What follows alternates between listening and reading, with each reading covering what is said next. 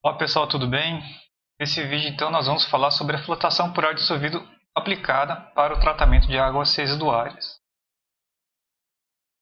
Ela vai ser uma operação então utilizada para separar também partículas sólidas, né? Só que é diferente ali da decantação, nesse caso que a partícula ela é transportada até a superfície. E aí, isso aqui vai ser feito como, né? Você vai ter a introdução aí de bolhas finas aí do gás, né? Que é combinado com a partícula é, oculada, né? Então, a fase líquida. E aí, com isso, pela força de empuxo, então essas partículas são transportadas até a superfície. E aí, depois, por raspagem, né? Elas vão ser removidas, né? Então, e aí nesse aspecto aqui também, né, outras partículas também que tenham densidades inferiores à densidade do líquido também podem ser facilmente removidas aí por flotação, né? Então, aí o caso aí também de suspensões de óleo, né, que aí a densidade do óleo vai ser menor que a da água e aí são facilmente transportadas até a superfície, inclusive sim o uso de coagulantes, floculantes, né? Então seria esse esqueminha aqui, você tem aqui a partícula coagulada ou floculada, né? Ou óleo e graxa lá, né? Combina com a microbolha de ar, só que ele fica ali combinado, já diminui aí então a densidade e aí por empuxo, né? Isso aqui vai indo até a superfície, vai acumulando todo na superfície do tanque e aí depois com o raspador se remove então esse material. Então a finalidade disso é remover matéria suspensa, né? Geralmente às vezes associada a tratamento biológico, mas também isso aqui consegue remover óleos e graxas e também serve para concentrar biosólidos, fazer o adensamento de tudo. Tem ali como vantagens aí, né, que no caso de transporte por empuxo, né, as partículas ali vai ocorrer muito mais rapidamente esse transporte das partículas até a superfície do que em relação a esperar a sedimentação. E aí, com isso, né, isso implica lá que você consegue aplicar taxas de aplicação superficial maiores do que, por exemplo, os decantadores. E aí, depois disso, como eu falei, é só fazer a raspagem. Então, agente de flotação aqui você vai ter o ar, né? Você pode fazer uso de aditivos químicos, né, coagulantes, floculantes, para melhorar então essas remoções aí de materiais, né, formar esses flocos.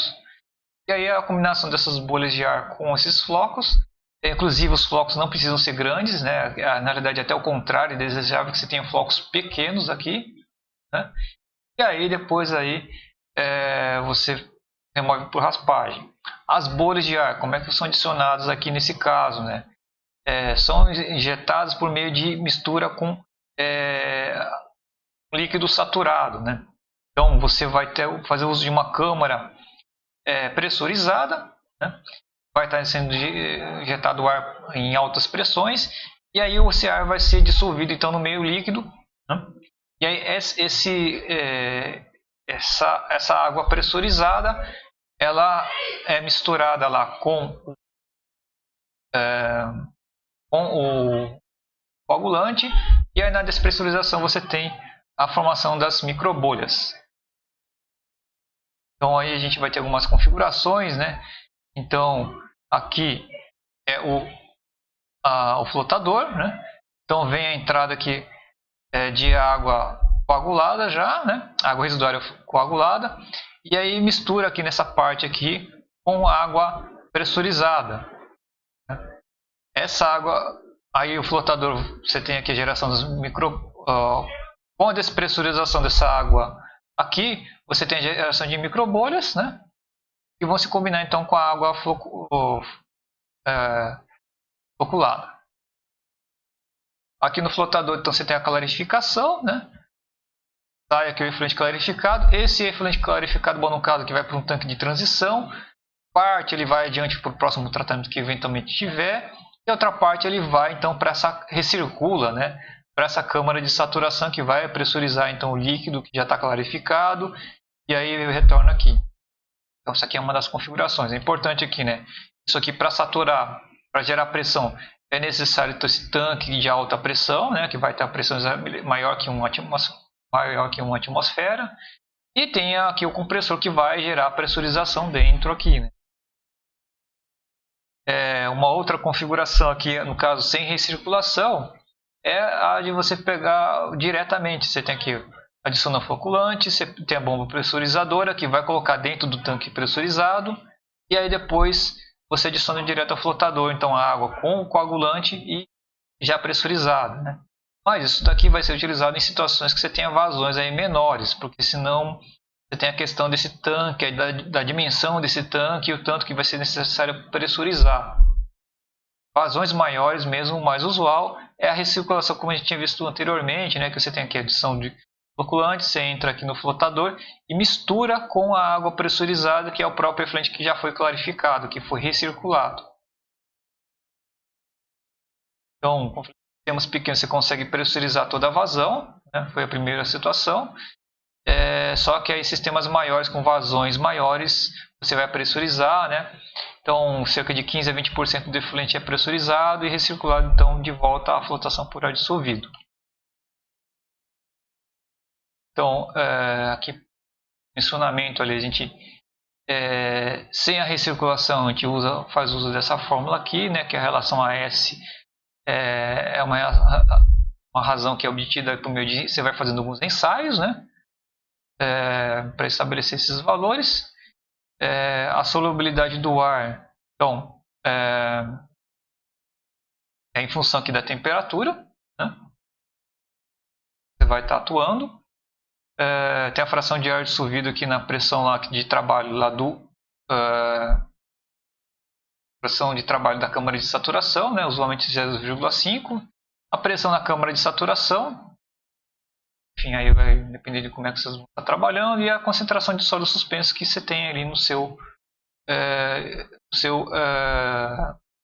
água residuária, né?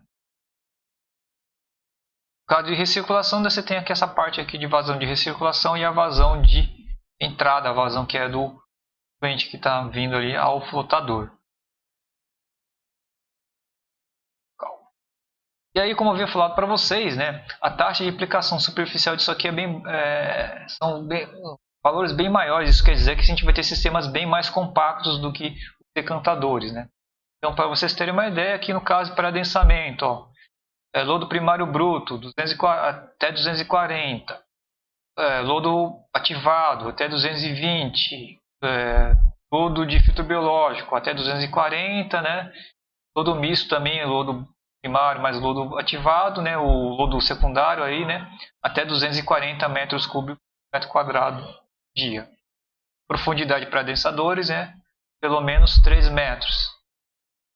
E no caso aqui para tratamento físico-químico associado com unidades biológicas, o TAS recomendado na faixa de 180 a 240 metros cúbicos por metro quadrado por dia. E a pressão na câmara de saturação na faixa de 3,45 a 6,91 atmosferas. Então, para vocês terem uma ideia aqui, a configuração, né?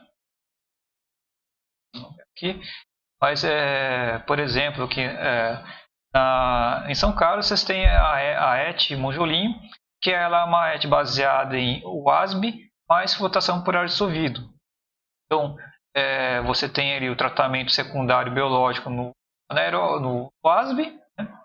E aí o polimento final lá desse efluente por meio da flotação por ar dissolvido, que inclusive aí vai remover ali sólido suspenso, vai remover o que tiver dissolvido, e aí no caso também consegue remover também pelo uso do coagulante, no caso eles usam PAC, né?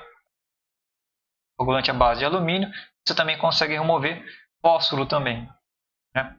Precipitação, que é um outro assunto que a gente vai estar falando em outros vídeos.